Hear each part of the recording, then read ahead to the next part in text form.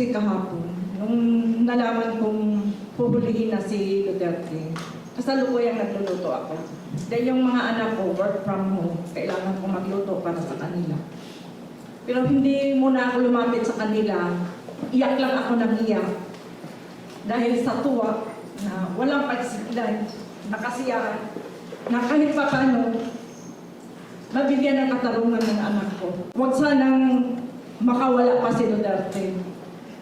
Yun talaga ang nararamdaman ko. Sobrang saya. Pero yung sayang hindi pa ganap. Kasi marami pang prosesong pagdadaanan. Yung paghihirap ko na manawagan sa lansangan, hindi kami nakakaramdam ng pagod para makamit yung hustisya. Kumbaga sa napakalaking po sa aming mga family.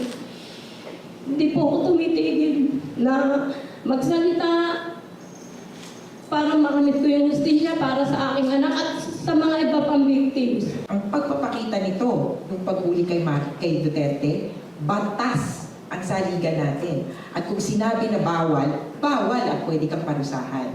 Kaya para dun sa mga prosecutor o mga nasa posisyon na nag-iisip na, naku, hindi ko pwedeng kontrahin to kasi malakas at makapangyarihan, pwede nagawa ng ICC eh. Para sa mga tao, simpleng mamamayan na alam nila na agrabyado, pwede napakulungan ng ICC si Duterte.